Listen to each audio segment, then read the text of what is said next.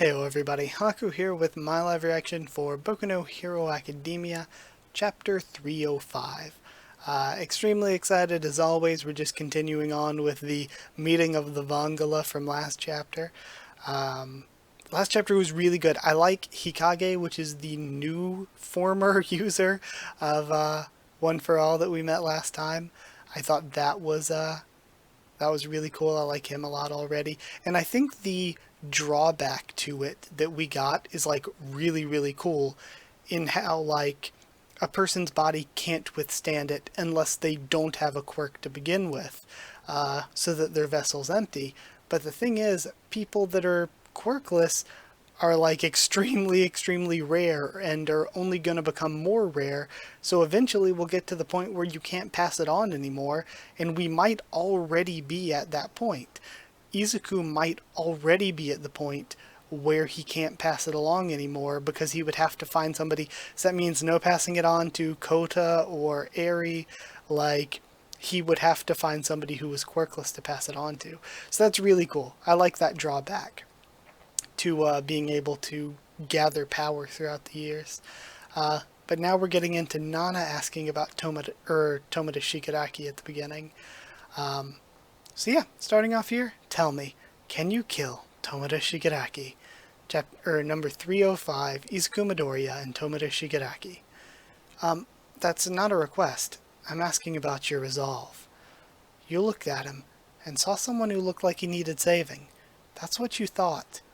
We know that much because we're in sync with your emotions. The issue is, he sure didn't look that way to us, says Lariat. No doubt he's suffering, what with All for One taking over his meat suit, but that don't mean the kid's hoping to be saved. Even in a sitch like that, his eyes were filled with nothing but hate. That's how he was groomed.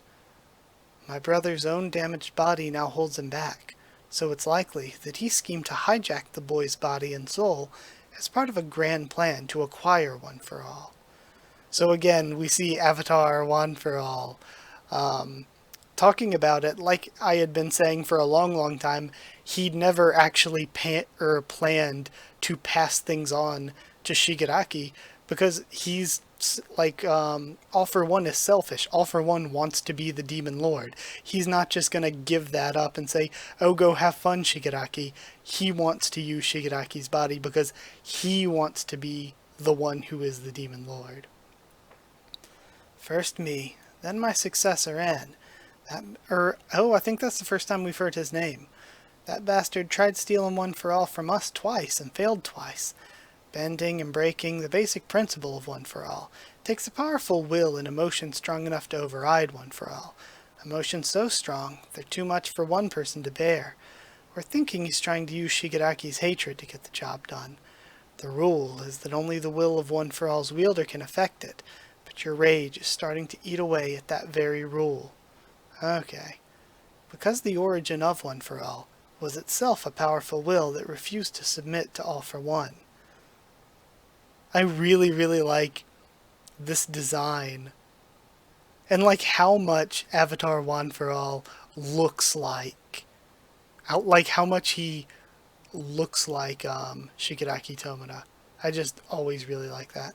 The basic premise is that One for All is tasked with destroying All for One. It seemed that Yagi accomplished this, but my tenacious brother managed to rise again. Izuku. And another thing that's confusing, like, so the quirk came naturally to All Might, and that's because he had no quirk himself. And All Might is only there as a vestige of his will, not a vestige of his quirk, because he didn't have a quirk to pass on. But Izuku is starting to like become a physical presence like the rest of them. And also, Izuku, it didn't come naturally to him. It did destroy his body, and he had to like build up what he could use of it more and more. So that makes it seem like Izuku did or does have a quirk. Because if not, then wouldn't he be like a will ghost like All Might instead of a fully embodied quirk factor like the rest of them? Like, you can always get around that by saying it's because he's the current holder, and that's just why. But he's becoming more and more physical like the rest of them. And like, also it would explain why it took it took and takes such a toll on his body instead of just being natural, like with All Might. It would be because Izuku didn't have just a naturally empty vessel for it.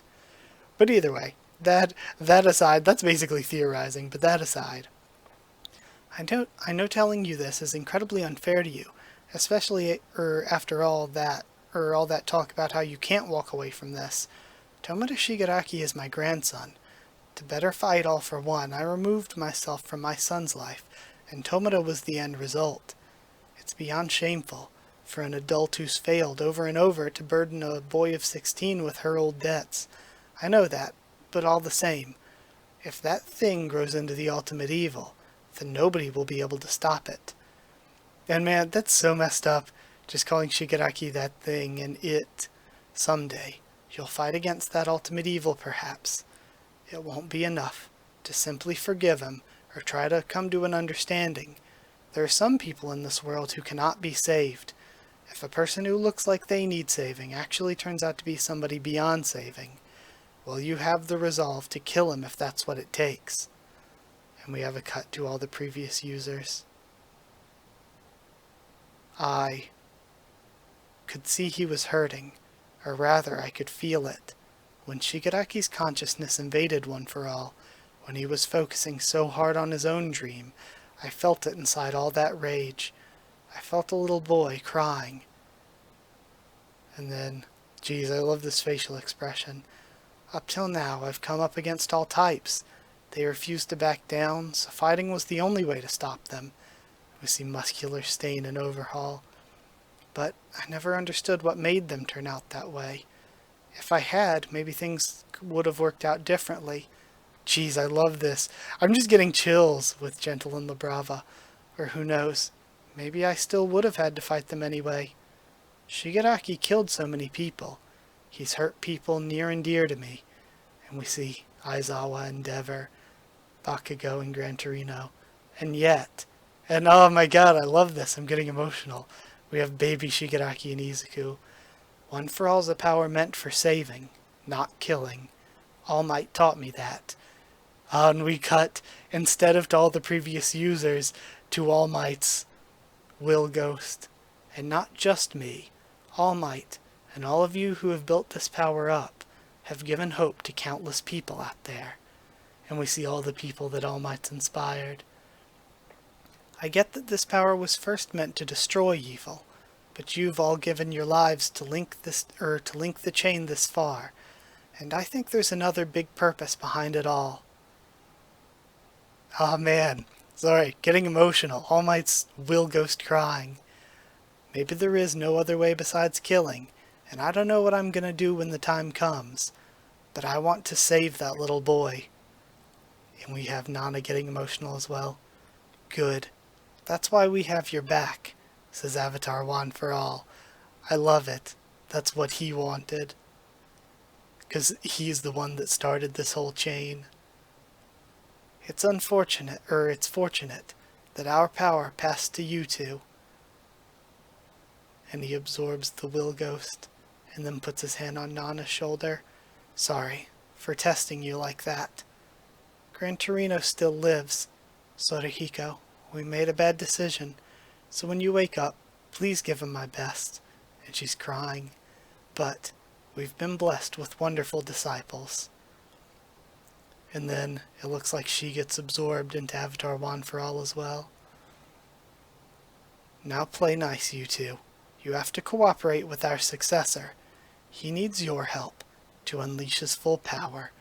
And we see the two that he hasn't spoken with yet are left. Next chapter, March 21st. What a beautiful chapter. This might be one of my new favorites from the series as a whole. It wasn't some big epic moment, but just seeing that, I know a lot of people hate the good guy wants to save the bad guy instead of kill him thing, but I think in this situation, it's totally appropriate, and I love how it goes back to All Might and Nana and Avatar One for All. I love how it goes back to all of them and the whole reason that Izuku wanted to be a hero to begin with. It all just fits together with everything that we've seen throughout the series so well. Oh well, that was beautiful. I teared up. I got chills. What a great chapter. Either way, that is it. Going to end this video here. Like if you did like the video and comment down there to tell me what you thought of this chapter, my thoughts and reaction. Subscribe for much more.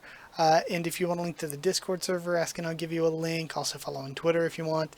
Basically, if you want to talk about Hero Academia here in the comments or on Twitter or on Discord, I always try to make myself available, or like even if I answer you kind of late, I always try to answer everybody and talk to everybody just because I enjoy talking about this stuff. Also, if you want to see my other reactions to Jump stuff, if you're new for whatever reason, I also do separate videos for One Piece, and I do Hero Academia and One Piece as their own separate videos because they're kind of the most popular, but other than these two, I also do reactions to other Jump stuff together in one video each week now. So yeah, go check that out for other Jump stuff other than Hero Academia and One Piece. Also, if you would like to help support the channel on Patreon, it's patreon.com/Haku of the Tubes, or a link will be in the description. But either way, that's it. Thank you so much for watching, and I'll see you all next time.